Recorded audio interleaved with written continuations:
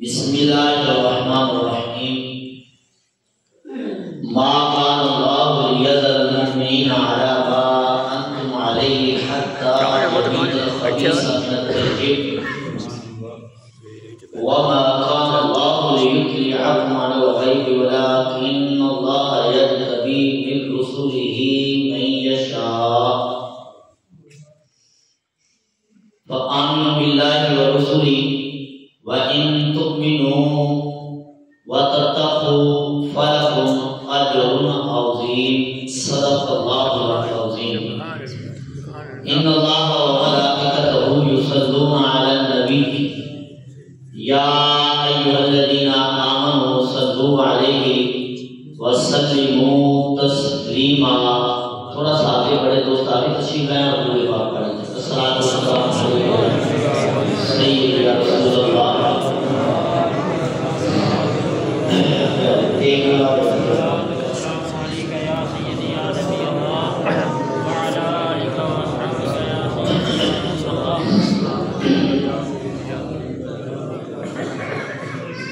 الصلاۃ والسلام علیہ یا سیدنا رحمۃ للعالمین وعلی آلک واصحابک یا سیدی یا خاتم النبیین۔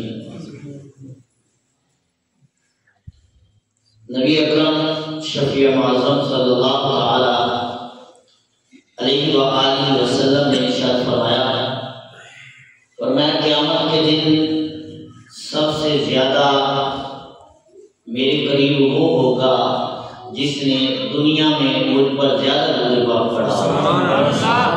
سورہ برکت کے لیے ایک بار درود پاک ادا کر دیجیے۔ صلاۃ و سلام علیہ یا سیدنا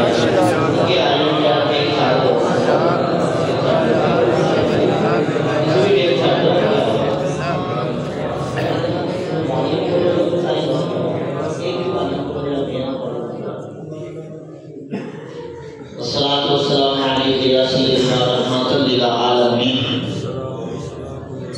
وعلی آلک واصحابک یا سیدی یا خاتم النبیین۔ حضرات گرامی اور انتہائی واجب الاحترام معزز سامعین، بزرگوں اور دوستوں،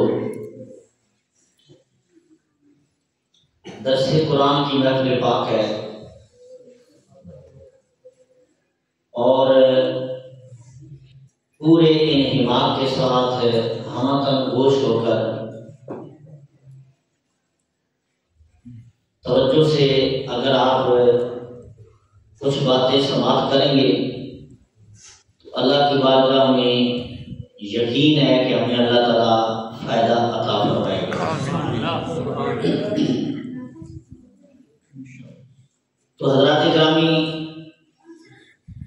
گفتگو کا آغاز کرتے ہیں، لیکن آپ توجہ میری طرف رکھیے گا اور وقت آپ کو پتہ ہے کہ مختصر سا ہوتا ہے، زیادہ وقت آپ کا لینا بھی نہیں ہے۔ آیت کریمہ چوتھا پارہ سورہ آل عمران اور آیت کا نمبر ہے 179۔ تھوڑی آواز کرو، کوئی بات کر دو، اللہ والی تھوڑا الصلاۃ والسلام علیہ یا سیدی یا رسول اللہ، تھوڑی تو ہے۔ الصلاۃ والسلام علیہ یا سیدی یا رحمۃ للعالمین۔ حضرات گرامی، یہ محفل ہماری باقی محافل سے ہٹ کر ہے، یہ سیکھنے سکھانے کی محفل ہے اور انداز بیان بھی درس قرآن والا انشاءاللہ تعالیٰ کچھ باتیں سمجھنے سمجھانے کی نیت سے عرض کروں گا۔ تو آیت نمبر میں نے عرض کی سورہ آل عمران 179 آیت نمبر، مفہوم آیت کا سماعت کریں۔ اللہ تعالیٰ نے ارشاد فرمایا ما کان اللہ لیذر المؤمنین علی ما انتم علیہ، اللہ مسلمانوں کو اس حال پر چھوڑے گا نہیں جس پر تم ہو، حتی يميز الخبيث من الطيب، جب تک جدا نہ کر دے گندے کو ستھرے سے۔ فرمایا وما كان الله ليطلعكم على الغيب، اللہ کی شان یہ نہیں کہ اے عام لوگوں تمہیں غیب کا علم دے دے، ولكن الله يجتبي من رسله من يشاء، ہاں اللہ جسے چن لیتا ہے اپنے رسولوں میں سے اسے علم عطا فرماتا ہے۔ فآمنوا باللہ ورسولہ، تو ایمان لاؤ اللہ پر اور اس کے رسولوں پر۔ وَإِن تُؤْمِنُوا وَتَتَّقُوا، فرمایا ایمان اگر لاؤ گے اور اللہ سے ڈرو گے، فَلَكُمْ أَجْرٌ عَظِيمٌ، تو تمہارے لیے بہت بڑا ثواب ہے۔ سبحان اللہ، سبحان اللہ۔ حضرات گرامی صحت کریمہ میں ہم نے آج دیکھنا یہ ہے کہ اللہ تعالیٰ نے کس حالت میں مسلمانوں کو رکھا ہوا تھا، اور پھر وہ خبیث لوگ کون سے ہیں کہ جن سے اللہ نے پاک لوگوں کو صاف کر دیا، ہاں جی علیحدہ کر دیا۔ اور پھر آگے اللہ نے فرمایا کہ اللہ کی شان نہیں کہ تمہیں غیب کا علم دے دے، ہر ایک کو غیب کا علم مل جائے، یہ اللہ کی شان نہیں ہے۔ لیکن آگے اللہ نے فرمایا کہ اللہ ہر ایک کو غیب کا علم نہیں دیتا، آگے فرمایا وَلَٰكِنَّ اللَّهَ يَجْتَبِي مِن رُّسُلِهِ مَن يَشَاءُ، لیکن فرمایا کچھ ہیں جن کو اللہ علم دیتا ہے، چن لیتا ہے، کن کو؟ اپنے رسولوں کو۔ ماشاءاللہ، سبحان اللہ۔ اس سے پتہ چلا کہ کچھ ایسے لوگ بھی ہیں کہ جن کو اللہ نے علم عطا کیا ہے، وہ کون ہے؟ اللہ کے رسول ہیں، سبحان اللہ، اور وہ چنے ہوئے ہیں۔ تو سارے چنے ہوئے میں سے سب سے زیادہ چنے ہوئے، سب سے اللہ کی بارگاہ میں محبوب ہمارے آقا و مولا صلی اللہ تعالیٰ علیہ وسلم۔ تو اللہ کے گرامی صحت کریمہ کا شان نزول دیکھتے ہیں۔ البحر المحیط، اس میں یہ روایت موجود ہے، اور تفسیر خازن اور تفسیر بیضاوی میں بھی یہ روایت موجود ہے۔ یہ ساری تفسیروں کو میں خلاصہ کرنا چاہتا ہوں کہ کافر ایک دن کہنے لگے کہ لَهُمْ أَكْثَرُ أَمْوَالًا وَأَوْلَادًا، کہنے لگے کہ ہمارے پاس اولاد بھی زیادہ ہے اور ہمیں اللہ نے مال بھی دیا ہے، مال بھی ہمارے پاس زیادہ ہے۔ اللہ کان الوحی علینا، تو پھر وہی ہم پر نازل کیوں نہیں ہوتی کہ جب مال اولاد ہمارے پاس ہے اور زیادہ ہے تو پھر وہی بھی ہم پر نازل ہونی چاہیے۔ اور دوسرا قول یہ ہے کہ کہنے لگے لما لا یکون جمیعنا نبیا، ہم میں سے ہر ایک نبی کیوں نہیں ہے، ہر ایک پر جو ہے وہ وحی کی کیوں نہیں نازل ہوتی، ہر ایک کو علم جو ہے غیب کا کیوں حاصل نہیں ہوتا؟ تو اللہ نے فرمایا وما کان اللہ لیطلعکم علی الغیب، اللہ کی شان نہیں ہے کہ تم میں سے ہر ایک کو غیب کا علم دے دے، اللہ علم اس کو دیتا ہے جو اللہ کے محبوب ہوتے ہیں۔ اللہ علم اس کو دیتا ہے جو اللہ کے محبوب ہوتے ہیں۔ تو اس سے پتہ چلا کہ کافر یہ کہتے ہیں کہ ہر ایک کو علم حاصل ہو، اور پھر دوسری بات وہ کہتے ہیں ہم میں سے ہر ایک نبی ہو، تو نبی کا مطلب ہوتا ہے غیب کی خبریں بتانے والا، نبی کا معنی ہے۔ اور علامہ شاہ صاحب موجود ہیں اور حافظ رضا صاحب اور دیگر آپ بزرگ موجود ہیں۔ ہم لغت کو جب دیکھتے ہیں تو لغت میں لفظ نبی کا جو معنی ہے وہ ہے غیب کی خبر بتانے والا، ناوا ان سے بنا ہے، اور اس کا معنی ہوتا ہے جو غیب کی خبر دے۔ ایک بندہ اٹھا، اس نے قرآن کا ترجمہ کیا، سارے قرآن کا ترجمہ کیا، لیکن ایک لفظ کا ترجمہ نہ کر سکا، ایک لفظ کا ترجمہ نہ کر سکا۔ اب دیکھیں نا قرآن پاک میں اللہ نے فرمایا یا ایھا النبی انا ارسلناک شاہدا ومبشرا ونذیرا، اے نبی ہم نے آپ کو بھیجا شاہد بنا کر، گواہ، بشیر ڈر سنانے والا، نذیر بشیر خوشخبری سنانے والا، نذیر ڈر سنانے والا۔ اب ایک ایک حرف کا وہ ترجمہ کرتا ہے، لیکن جب لفظ نبی آیا تو اس کا ترجمہ نہیں کیا، تو پھر اعلیٰ حضرت نے قرآن پاک کا ترجمہ کیا۔ جب آپ نے ترجمہ کیا تو لفظ نبی کا بھی ترجمہ کیا، فرمایا اے غیب کی خبریں بتانے والے نبی۔ ایک مطلب پورا قرآن کا ترجمہ کر لے اور نبی کو اس کو ترجمہ نہ آئے تو مطلب یہ کہ اس کے دل میں کوئی کھوٹ ہے، ورنہ اس لفظ کا بھی ترجمہ کرتا۔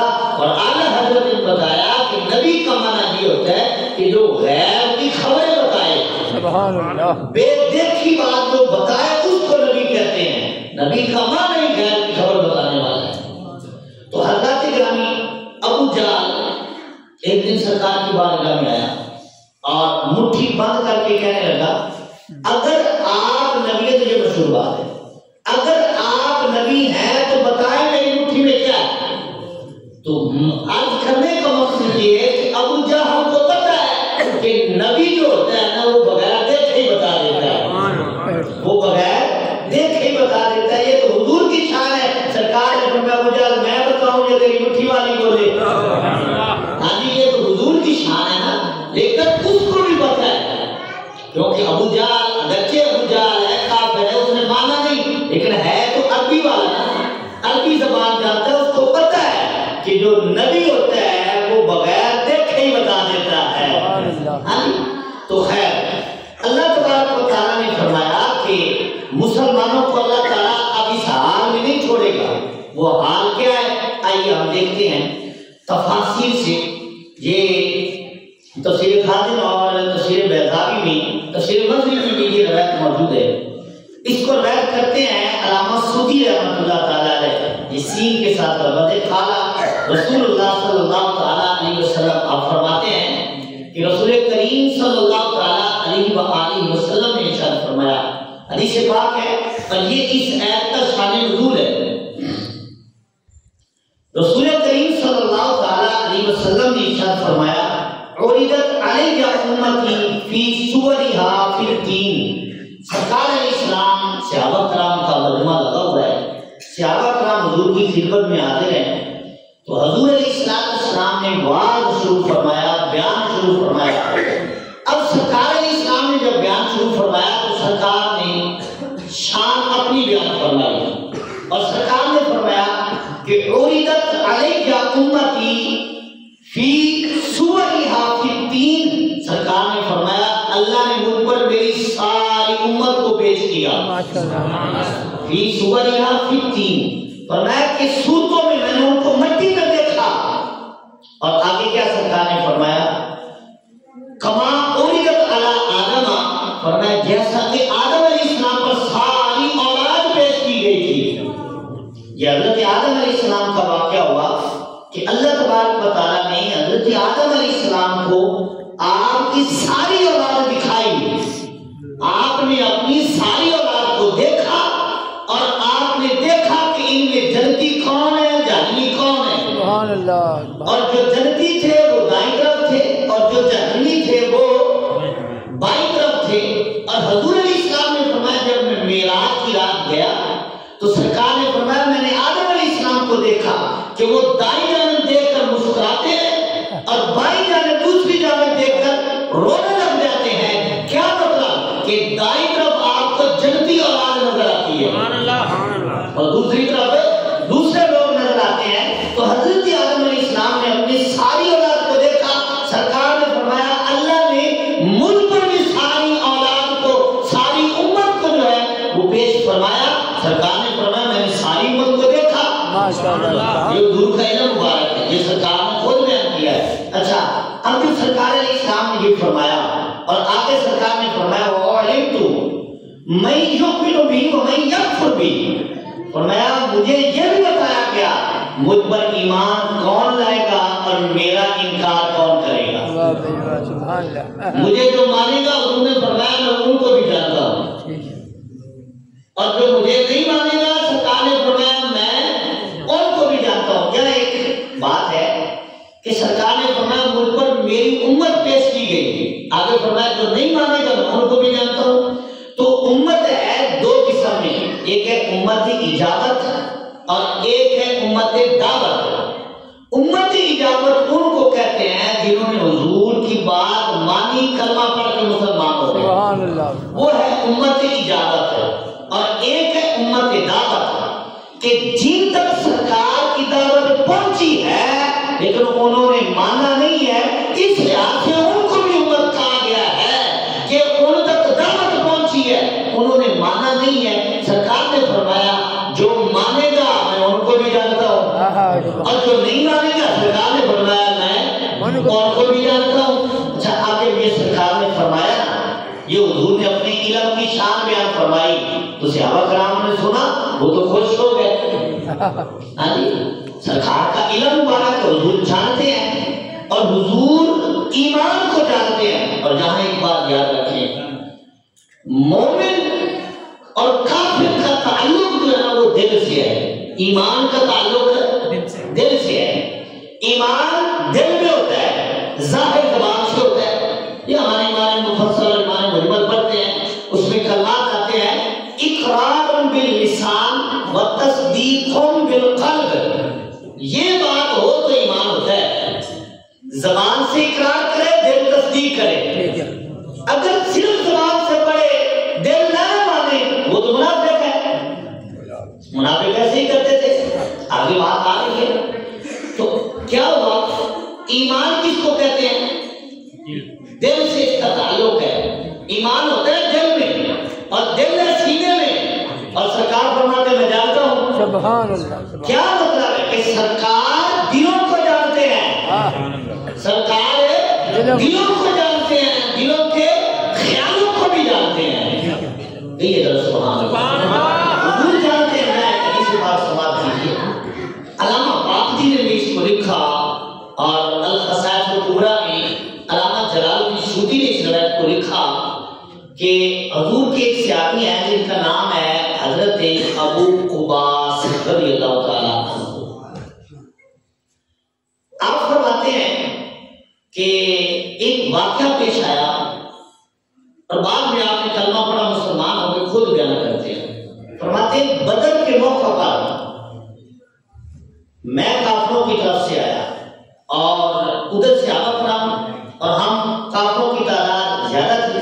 فرماتے اس وقت میں نے کلمہ نہیں پڑھا تھا تو میں مکہ کی طرف سے لڑنے کے لیے آیا، تو فرماتے کہ ہم نے جب دیکھا کہ ان کی تعداد تھوڑی ہے، ہماری تعداد زیادہ ہے اور وہ 1000 کے قریب ہے، یہ 313 کے قریب ہے، تو اب حضرت ابو قباس رضی اللہ تعالیٰ عنہ فرماتے ہیں کہ ہم نے جب دیکھا نا تو یہ تو تھوڑے سے ہیں، یہ تو صرف 313 ہیں، لڑنے کا سامان ان کے پاس کوئی نہیں ہے، سواریاں ان کے پاس کوئی نہیں ہے، کھانے کا سامان ان کے پاس کوئی نہیں۔ پھر 28 رمضان شریف 17 رمضان روزہ ہے، ہاں جی 17 رمضان شریف ہے، روزہ رکھا ہوا ہے صحابہ کرام نے، اور صحابہ کرام خود فرماتے ہیں کہ جس کھجور کی گٹلی پر ہم روزہ رکھتے تھے اسی پر افطار کرتے تھے۔ یہ حالت تھی صحابہ کرام کی۔ تو یہ ابو قباس خود فرماتے ہیں کہ ہم نے جب دیکھا نا مسلمانوں کو اور ان کی حالت کو دیکھا، ہم آپس میں کہنے لگے کہ ان سے تو لڑنے کی ضرورت ہی کوئی نہیں، رسیاں اکٹھی کرو، ان کو ہم سواریوں پہ باندھ کر مکے لے جائیں گے۔ یہ کون سے اتنے ہیں، یہ کون سے لڑنے کے تیار ہیں، نہ ان کے پاس مان ہے، یہ ہمارے ساتھ کیا کریں گے، ہمارے ساتھ لڑیں گے، یہ کیا کریں گے، سامان ان کے پاس کوئی نہیں، سواریاں ان کے پاس کوئی نہیں، تلواریں ان کے پاس کوئی نہیں، جیسے ان کے پاس کوئی نہیں، یہ ہم سے کیا جنگ کریں گے، رسیاں تلاش کرو اور اکٹھیاں کرو، ہم ان کو باندھیں گے اور مکے لے کر جائیں گے، لڑنے کی تو ضرورت ہی کوئی نہیں۔ حالت دیکھ کر کہا، فرماتے پھر جنگ شروع ہوئی۔ یہ اسلام کی پہلی جنگ ہے جس کو یوم الفرقان کہا جاتا ہے۔ اچھا جب جنگ ہوئی نا شروع، اللہ نے فرشتوں سے مدد فرمائی۔ سبحان اللہ۔ وَلَقَدْ نَصَرَكُمُ اللَّهُ بِبَدْرٍ وَأَنْتُمْ أَذِلَّةٌ۔ قرآن کہتا ہے کہ حبیب جب آپ کے غلام بغیر سامان کے تھے ہم نے مدد فرمائی۔ سبحان اللہ۔ ہاں جی بغیر سامان کے تھے ہم نے مدد فرمائی۔ کیسے مدد فرمائی؟ اور میں 3000 فرشتہ بھیجا۔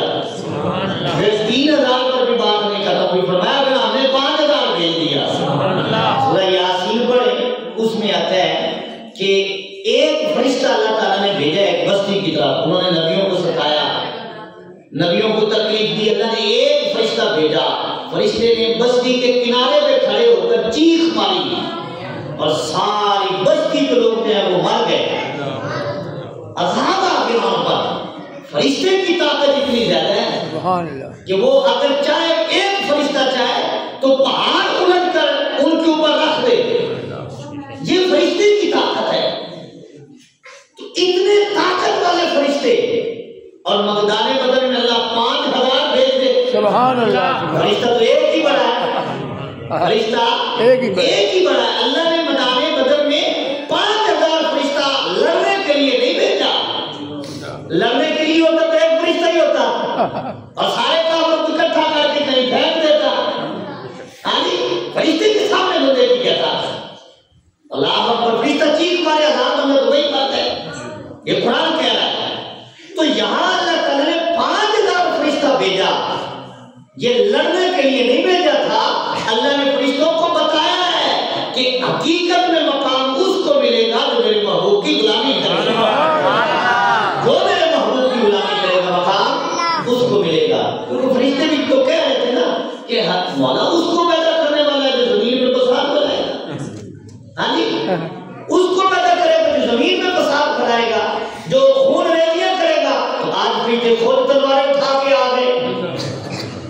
ہاں جی، اور پھر دوسری بات دیکھیں، فرشتوں میں وہ فرشتے افضل جو میدان بدر میں آئے، وہ فرشتے باقی فرشتوں میں افضل جو میدان بدر میں آئے، اور صحابہ کرام میں وہ صحابہ کرام افضل جو میدان بدر میں آئے۔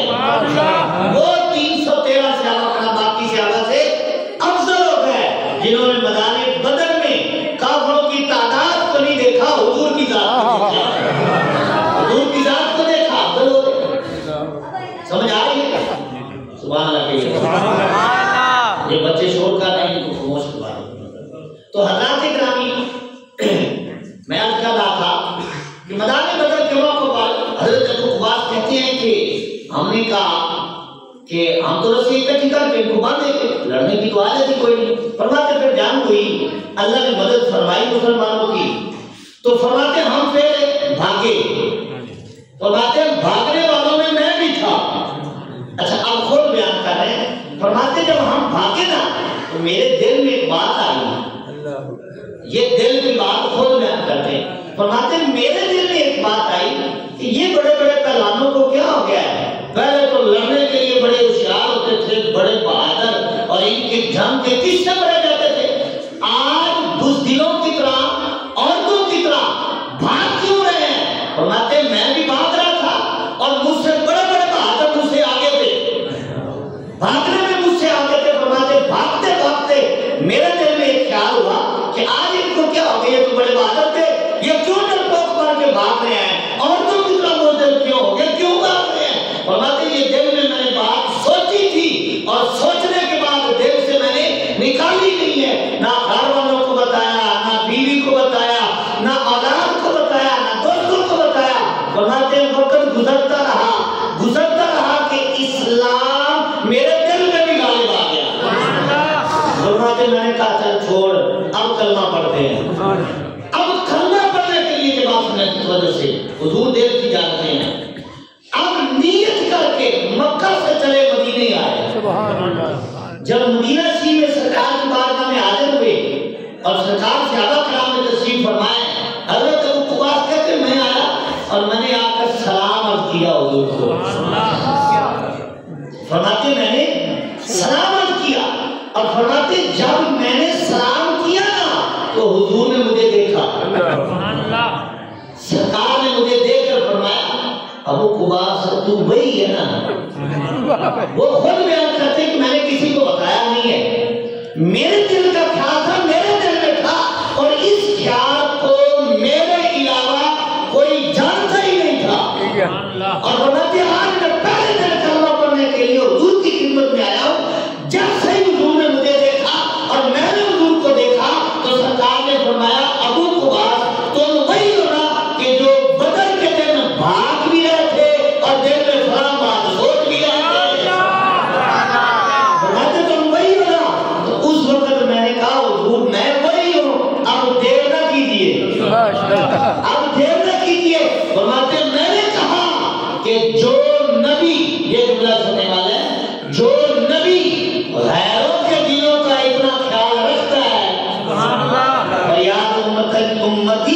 جو حال ذات میں یہ ممکن نہیں کہ خیر البشر کو خبر نہ ہو، تو فرماتے میں نے کہا کہ جو نبی غیروں کے دلوں کی اتنی خبر رکھنے والا ہے، اپنوں کی کتنی خبر رکھتا ہوگا؟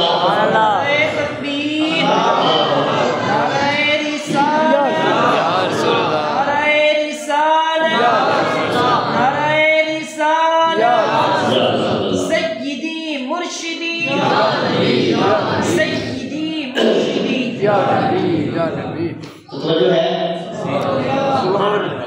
تو سرکار نے فرمایا جو ایمان لائے گا میں اس کو بھی جانتا ہوں، اور فرمایا جو ایمان نہیں لائے گا میں اس کو بھی جانتا ہوں۔ اچھا اب جب یہ خبر ہوئی فَبَلَغَ ذَلِكَ الْمُنَافِقِينَ، یہ بات منافقوں کو پہنچی۔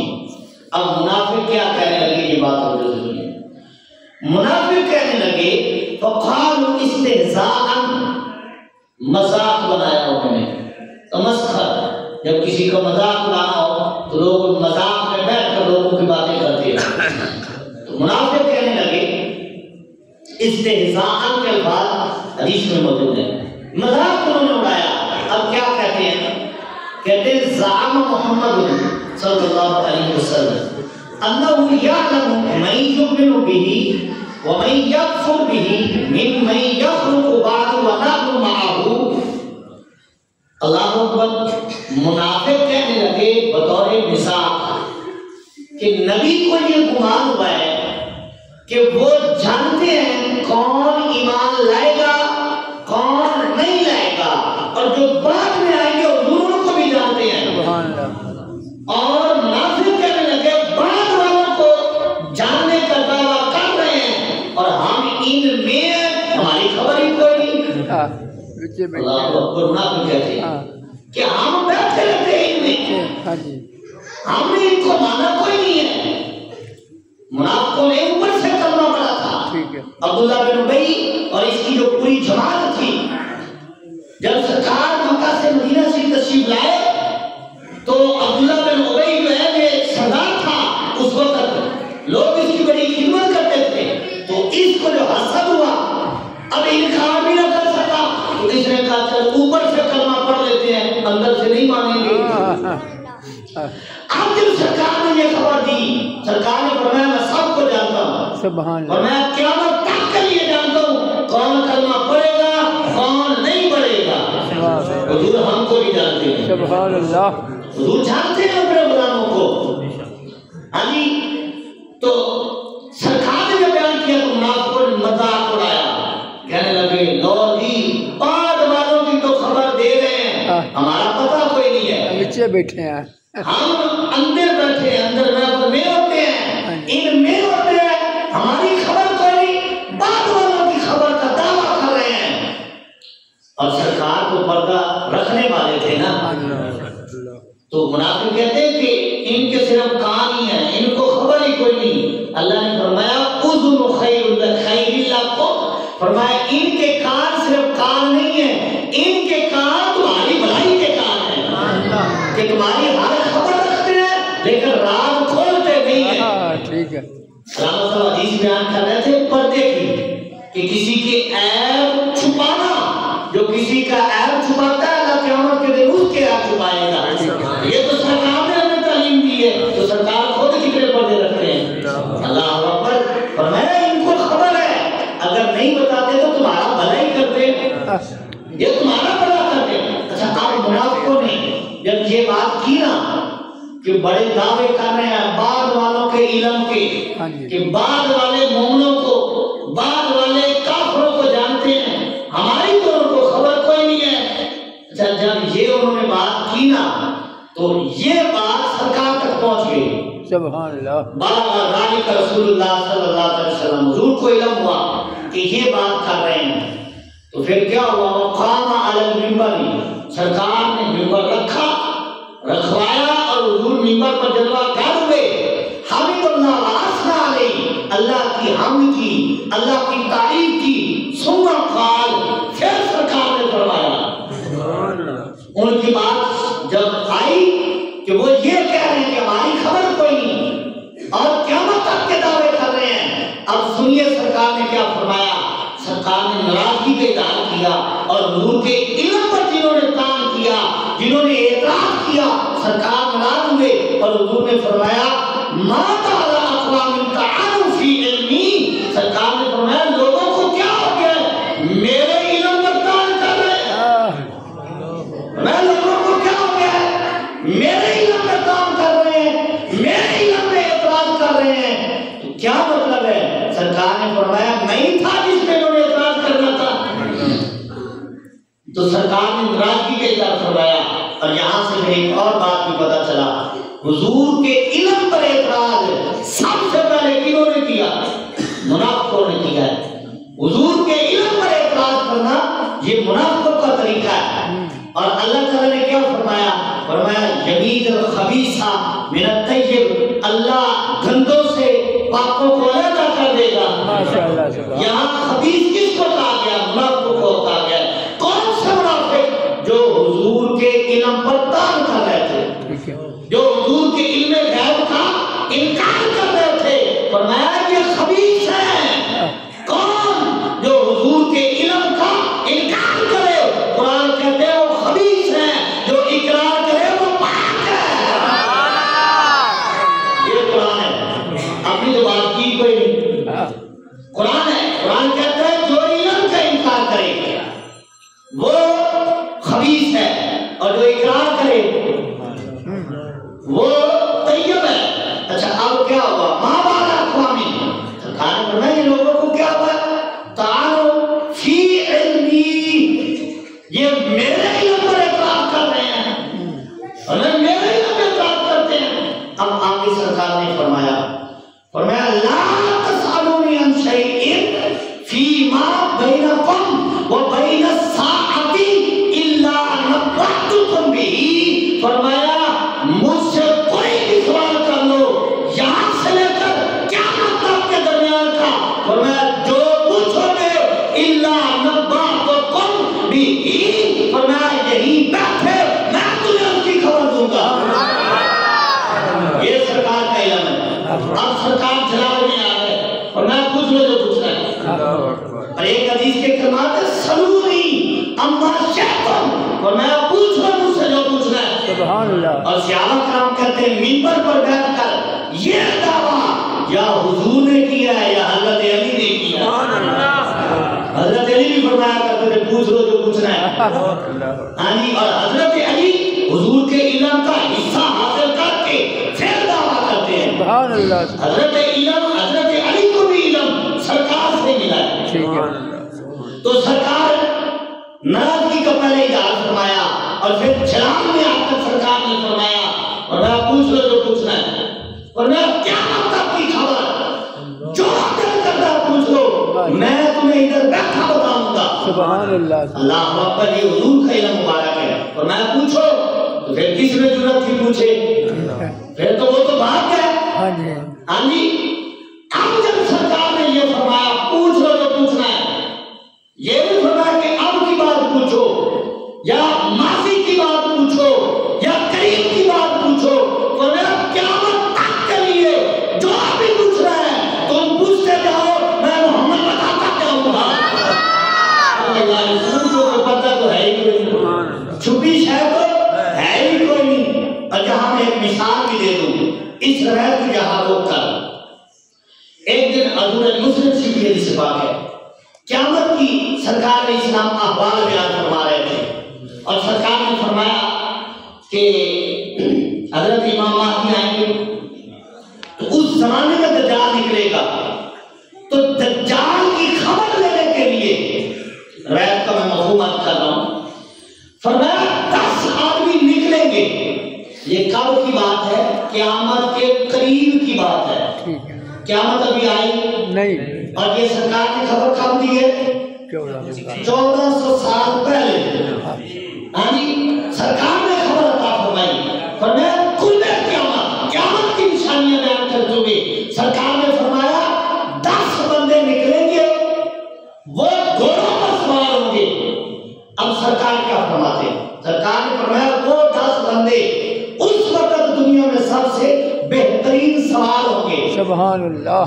اب سرکار نے فرمایا، یہ مسلم شریف کے الفاظ ہے، حضور علیہ السلام نے فرمایا میں ان 10 بندوں کے نام جانتا ہوں. سبحان اللہ سبحان اللہ. سبحان اللہ. سرکار فرماتے ہیں میں ان 10 بندوں کے نام جانتا ہوں. آگے فرمایا ان کے باپوں کے نام بھی جانتا ہوں.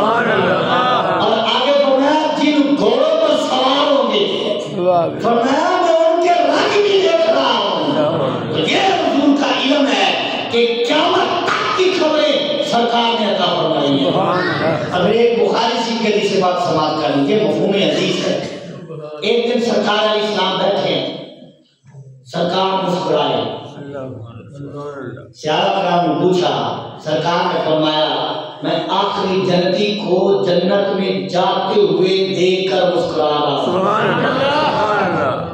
آخری جنتی کب جنت میں جائے گا؟ ہاں جی وہ بندہ پتہ نہیں پیدا ہوا بھی ہے کہ نہیں. ہاں جی پھر وہ مرے گا، قبر میں جائے گا، قبر میں زندگی گزارے گا، میدان محشر میں آئے گا، پھر حساب و کتاب ہوگا، پھر جہنم میں جائے گا، وہاں سے نکلے گا، پھر جنت میں جائے گا. اور سرکار فرماتے میں دیکھ رہا ہوں جس نبی سے آخری جنتی پوشیدہ نہیں ہے تو اس کے علم سے پوشیدہ کون سی شے ہے؟ اللہ اکبر. تو یہ حضور کے علم کی مثال ہے. حضرات گرامی میں کیا کر رہا تھا کہ منافقوں نے حضور کے علم پر اعتراض کیا. اچھا اب جب اعتراض کیا نا تو سرکار علیہ السلام نے فرمایا لا تسألونی عن شیء فیما بینکم و بین الساعۃ. فرمایا قیامت کے تک کی جو خبر پوچھنی ہے مجھ سے پوچھ لو.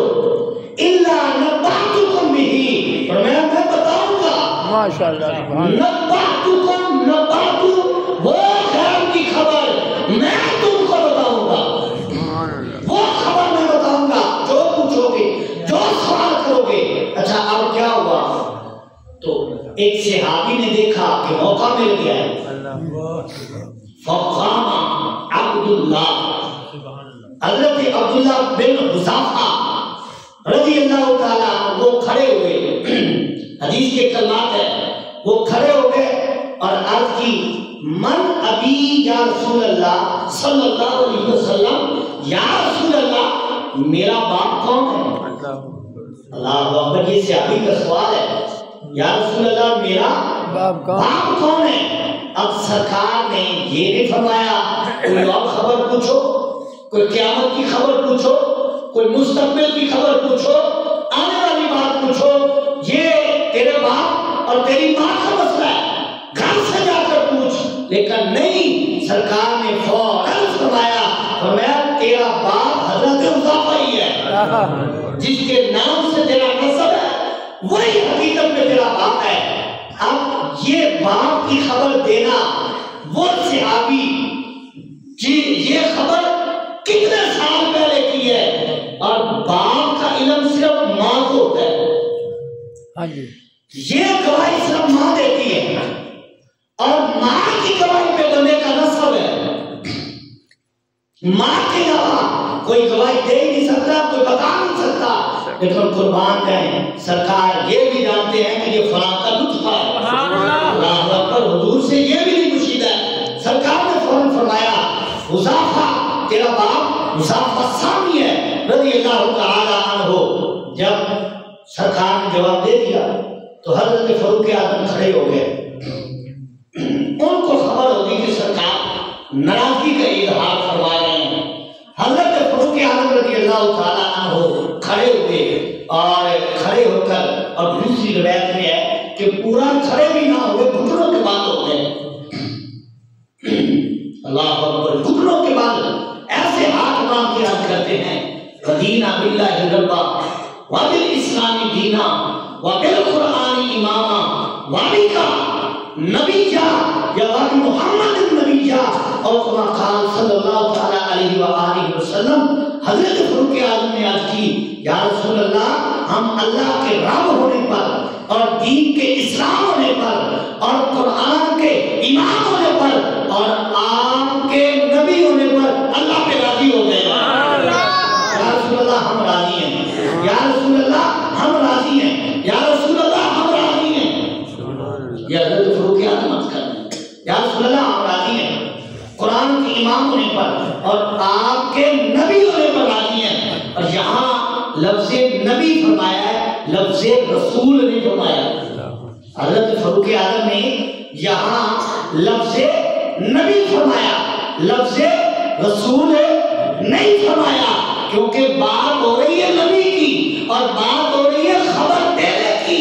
حضرت فاروق اعظم عرض کرتے ہیں رضی اللہ تعالیٰ عنہ، یا رسول اللہ ہم کو پتا ہے آپ سچے نبی ہیں اور آپ کو اللہ نے علم ما کان و ما یکون عطا فرمایا۔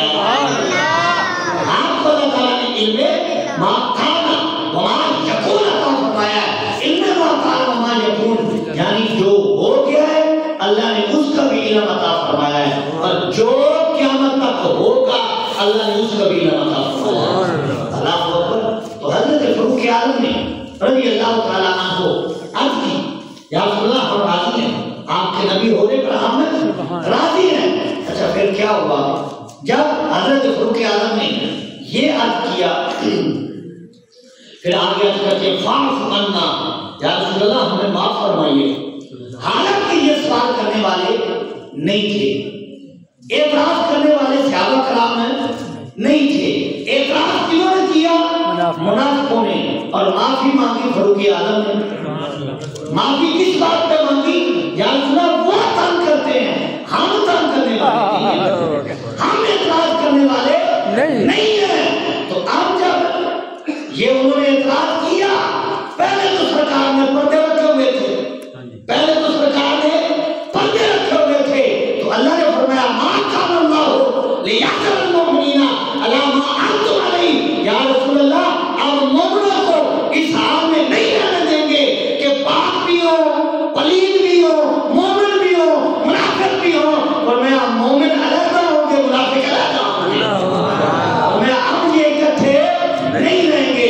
یا رسول اللہ اب آپ کے ساتھ یہ نمازیں نہیں پڑھیں گے، اب صحابہ کرام کی محفل میں آ کر نہیں بیٹھیں گے، اب یہ ان کی صفوں میں آ کر نماز نہیں پڑھیں گے۔ یا رسول اللہ ان کو علیحدہ کر دیجئے، وقتوں کو علیحدہ کر دیجئے، اب علیحدہ ہوں گے۔ اب جب سرکار کو اللہ کا حکم آ گیا تو فرمایا ان کو علیحدہ کر دو۔ فاروق اعظم نے عرض کیا رسول اللہ میں تو پہلے ہی عرض کرتا تھا، یا رسول اللہ میں تو پہلے ہی عرض کرتا تھا کہ ان کو علیحدہ کیجئے۔ سرکار نے فرمایا پہلے اللہ کا حکم نہیں تھا، اب اللہ کا حکم آ گیا ہے، ہم ان کو علیحدہ کریں گے۔ اللہ اکبر۔ اب حدیث کے کلمات ہیں کہ حضور علیہ السلام نے انہوں نے جب اعتراض کیا حضور کے علم پر، اللہ نے قرآن نازل فرمایا، تو پھر سرکار علیہ السلام نے مسجد نبوی میں کھڑے ہو کر ایک ایک منافق کا نام لیا اور فرمایا تو منافق ہے مسجد سے نکل جا، تو منافق ہے مسجد سے نکل جا، فلاں بندہ منافق ہے وہ مسجد سے نکل جائے۔ تو اللہ کے حکم پر سرکار نے ان منافقوں کو صحابہ کرام سے علیحدہ کر دیا، علیحدہ کر دیا۔ اب منافق ہو گئے علیحدہ، مومن ہو گئے علیحدہ۔ اچھا مسجد سے نکلے انہوں نے پھر مسجد بنا لی، مسجد درار 11واں پارہ، مسجد بنا لی۔ سرکار غزوے پہ تشریف لے کر گئے تھے، غزوہ تبوک کی بات ہے، واپس آئے مسجد طویل، راتوں رات مسجد طویل، سرکار واپس تشریف لائے تو آ کر کہنے لگے، سارے اکٹھے ہو کے آ گئے، آ کر کہنے لگی جی ہم نے ایک مسجد بنائی ہے، آپ وہاں تشریف لے آئے نا۔ اچھا آپ جب منافق حضور کی بارگاہ میں آئے، 11ویں پارے میں مسجد درار کا حکم ہے، اب منافق آ گئے حضور کے پاس اکٹھے ہو کر اور کہنے لگے کہ آپ مسجد میں تشریف لائیں، اللہ تعالیٰ نے منع فرما دیا، فرمایا ابھی بھی ان کے پاس نہیں آنا، یہ مسجد میں بھی بلائیں تو ان کی مسجد مسجد ہی نہیں ہے، یا مسجد اسسا بنیادہ علی التقویٰ۔ قرآن کہتا ہے مسجد وہ ہوتی ہے جس کی بنیاد تقوی پر رکھی جائے، جس میں تقوی نہ ہو، تقوی مطلب حضور کی محبت ہے، حضور کی محبت نہ ہو وہ مسجد نہیں ہے۔ یہ فیصلہ قرآن ہے، یہ فیصلہ قرآن ہے۔ تو حضرات اکرام زیادہ تفصیل کا وقت نہیں ہے، بات صرف اتنی سریعت کرنی تھی کہ ان کو نکالا گیا۔ اب اللہ نے فرمایا کہ مومن اس حال پر نہیں رہیں گے کہ مومن اور منافق ایک جگہ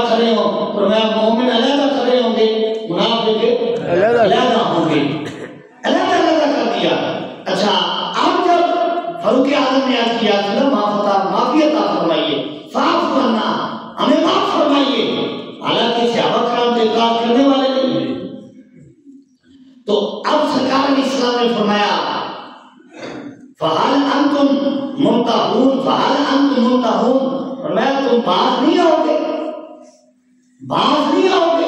ये नाराजगी के कलमात थे, और मैं तुम बाज नहीं आओगे मेरे इल्म पे एतराज करने से। यानी इल्म पर एतराज करने वालों से सरकार नाराज हुए और सरकार ने फरमाया बाज आ जाओ, मेरे इल्म पर एतराज ना करो। क्यों कि अल्लाह ने तो हुजूर को इल्म अता फरमाया है। सरकार अपनी शान रहमत और रहमतुल लिल आलमीन की शान से, शान करीमी के करम का सदका सरकार पर्दे रख लेते हैं, सरकार पर्दे रख लेते हैं, लेकिन अल्लाह ने अपने हबीब को इल्म अता फरमाया है। और आला हज़रत ने एक बात की है, आप फरमाते हैं और गैब क्या निहा हो उनसे भला, और गैब क्या निहा हो उनसे भला, जब खुदा ही ना छुपा तुम पे करोड़ों दरूद। इस कायनात में सबसे बड़ा गैब अल्लाह की जात है। इस कायनात में किसी ने अल्लाह को नहीं देखा है जात की आंखों से, ये सिर्फ हुजूर का खासा है। जब अल्लाह ने अपनी जात ही हुजूर से पोशीदा नहीं रखी, फिर कौन सी शाय है जो हुजूर से पोशीदा है? अल्लाह अकबर, कोई शाय हुजूर से पोशीदा नहीं है। यहाँ हम एक बात का दूसरी बात खत्म करते हैं, अभी 12 मिनट बाकी हैं। हज़रत मूसा अलैहिस्सलाम ने अल्लाह की बारगाह में अर्ज किया, रब्बी आरिनी, कुरान पाक है, दरसे कुरान है तो कुरान की मिसालें अर्ज करेंगे। अर्ज की मौला मुझे अपने आप दिखा, रब्बी आरिनी, मुझे ज़ियारत करवा, दीदार करा। जब कलाम किया तो चाहत पैदा हुई कि जिस रब का कलाम इतना खूबसूरत है, उस रब की जात कितनी खूबसूरत होगी। अर्ज की मौला मुझे दीदार अता किया गया। अल्लाह ताला ने फरमाया लन तरानी, ऐ प्यारे तू देख नहीं सकता। हजरत मूसा अलैहिस्सलाम को हुक्म हुआ देख नहीं सकता, और सरकार ने तो अर्ज भी नहीं किया, और सरकार को अल्लाह ने खुद बुलाया। हाँ जी, अच्छा, अब हजरत मूसा अलैहिस्सलाम को अल्लाह ने फरमाया ऐ प्यारे फिर ऐसा कर, ये पहाड़ की तरफ देख, फइनिस्तखर्रा मकानहु फसौफ तरानी, अगर ये पहाड़ ठहर गया तो फिर तू भी देख लेगा। अल्लाह ने अपनी तजल्ली डाली, फलम्मा तजल्ला, यानी जब अल्लाह ने अपनी तजल्ली या तजल्ला इसको पर डाली उस पहाड़ पर, और सूफिया कहते हैं कि वो सुई के नाके के करोड़वें हिस्से के बराबर थी। पहाड़ भी रेता रेता हो गया, मूसा अलैहिस्सलाम भी जमीन पर तशरीफ लाए। अब जब आपने आंख खोली, आंख की बसारत इतनी तेज हो गई कि रात के अंधेरे में, अंधेरे पत्थर पर, अंधेरे में काले पत्थर पर काले रंग की चूंटी अगर चल रही होती तो आप 30 मील दूर उसको देख लेते थे। ये हज़रत मूसा अलैहिस्सलाम की बसारत का आलम हो गया। कब? जब उस तजल्ली को देखा, और देखा भी नहीं, बेहोश हो गए। क्या हो गए? बेहोश हो गए। जमीन पर तशरीफ लाए, ताम उसकी ला नहीं सके, ना पहाड़ बचा, और मूसा अलैहिस्सलाम ने भी देख ना सके, जमीन पर तशरीफ लाए, आंख खुली, इतनी देर हो गई कि 30 किलोमीटर, इसको अगर आप किलोमीटर में देखें तो 30 मील जो है ये 45 किलोमीटर बनता है। 45 किलोमीटर तक हजरत मूसा अलैहिस्सलाम रात के अंधेरे में चूंटी अगर पत्थर पे चल रही होती, आपको वो भी नजर आ जाती थी। जिस नबी मूसा अलैहिस्सलाम ने अगर तजल्ली को देखा है तो इतनी बसारत तेज हो गई, तो जिस महबूब ने तजल्ली नहीं देखी, राम का दीदार किया, हुजूर से क्या मुशीदा रह सकता है। तो अल्लाह ने अपने महबूब को कितनी बसारत अता फरमाई होगी। तो सरकार ने नाराजगी का इजहार फरमाया, सरकार मिंबर से जलवा कर नीचे हो गए तो अल्लाह ने जिब्रील को भी भेज दिया, और जिब्रील ये आयत करीमा लेकर सरकार की खिदमत में हाजिर हुए, और अल्लाह ने फरमाया हबीब अब मोमिन इस हाल में नहीं रहेंगे, हम पाकों को अलग करेंगे और खबीसों को अलग करेंगे। और फरमाया और अल्लाह की शान नहीं है कि हर एक को गैब का इल्म दे, बल्कि अल्लाह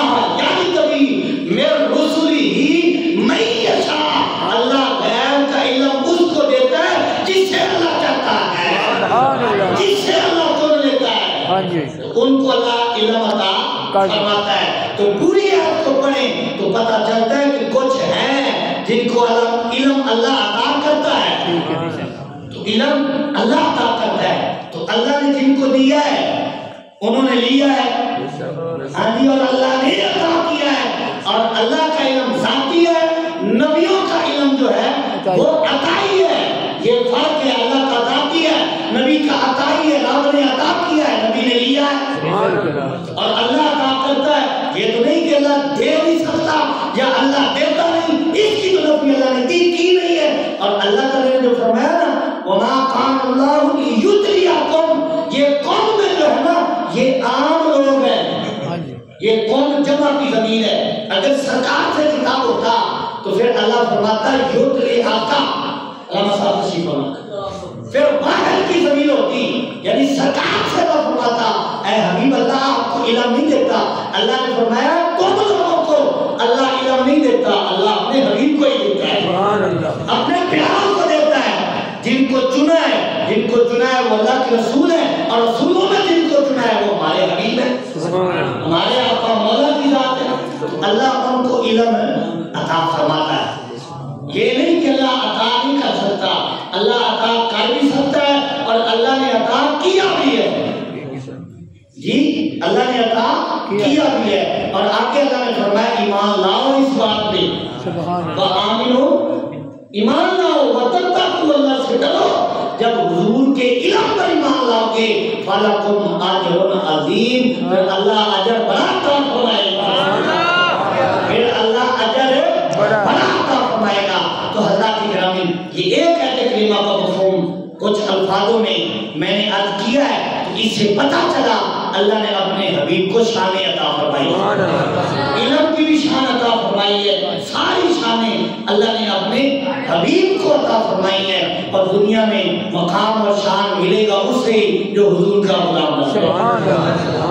اور دوسرا اس سے جو ہمیں سبق حاصل ہوا کہ حضور کی ذات پہ اعتراض کرنا وہ علم کے حوالے سے ہو یا کسی بات پر بھی, یہ منافقوں کا طریقہ ہے, یہ مسلمانوں کا طریقہ نہیں ہے. مسلمان کو چاہیے کہ نبی کا کلمہ پڑھے تو پھر نبی کی شانیں بیان کرے. بات یہ بھی اتنی ساری ہے کہ سب سے والا ہمارا نبی, سب سے بالا والا ہمارا نبی. جب ہم نے یہ پڑھ لیا ہے تو پھر بات ہے ہی کوئی نہیں. اچھا اگر کہیں کہ ہمارے نبی کو علم کوئی نہیں, آپ کو کوئی عیسائی کہے کہ ہمارے نبی کو تو علم ہے, پھر تم کیسے پڑھو گے سب سے والا ہمارا نبی؟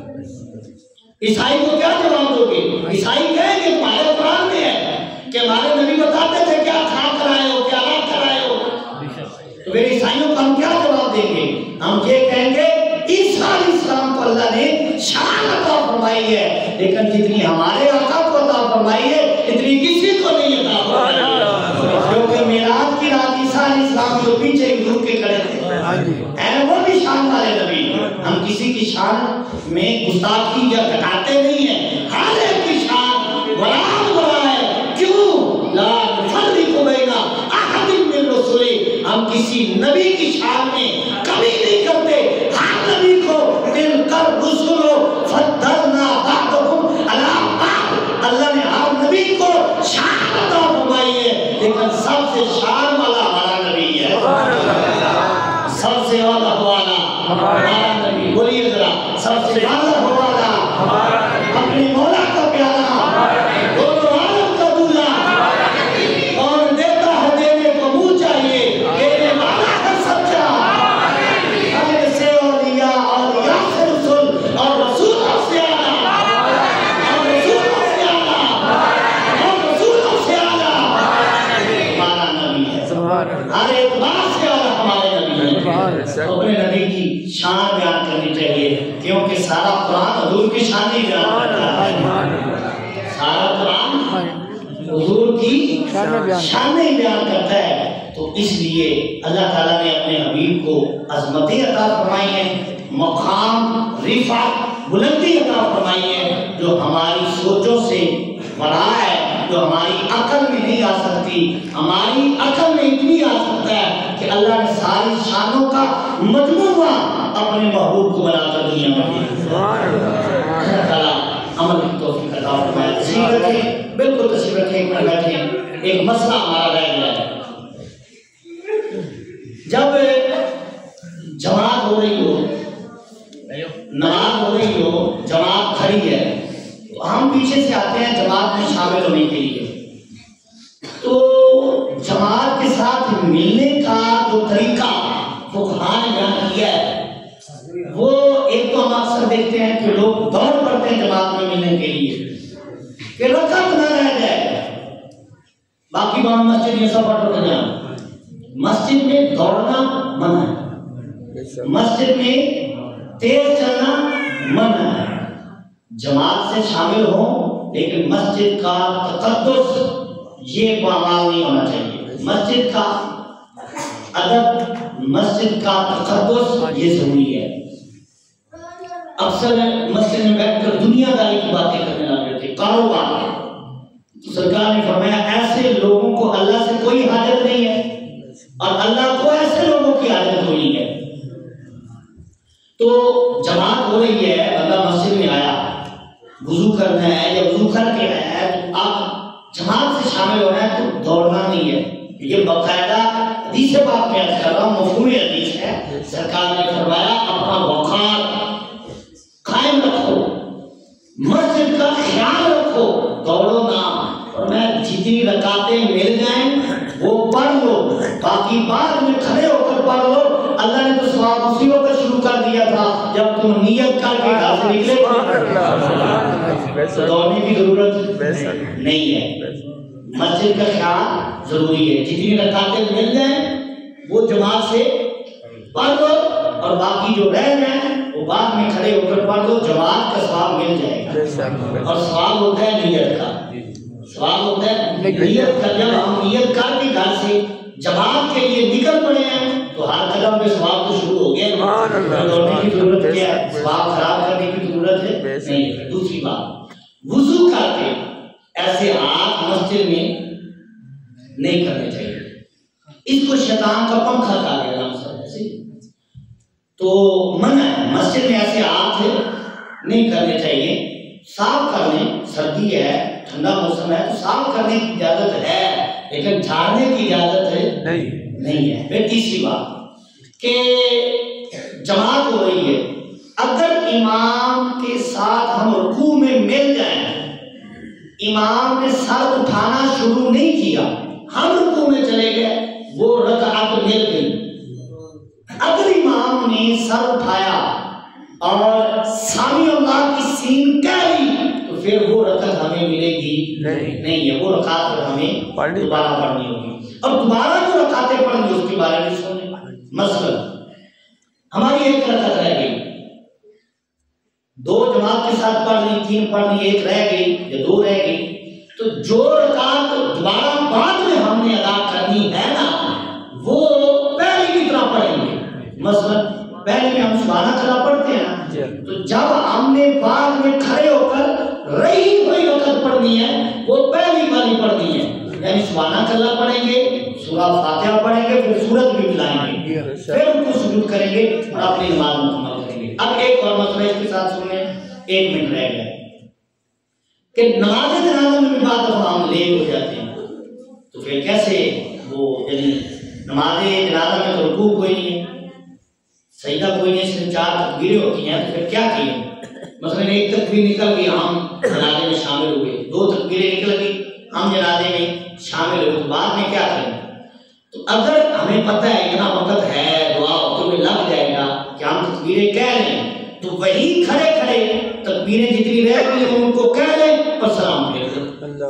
اگر وقت ہے کہ ہم سبحانہ اللہ پڑھ سکتے ہیں, ہم درود شریف پڑھ سکتے ہیں, تو پھر سبحانہ اللہ بھی پڑھ لیں, تکبیر کہہ لیں, درود شریف بھی پڑھ لیں, تکبیر کہہ لیں, دعا پڑھ لیں, تکبیر کہہ لیں. اگر اتنا وقت نہیں ہے تو پھر صرف تکبیریں کہہ لیں اور سلام پھیر لیں, نماز جنازہ کا ثواب مل جائے گا.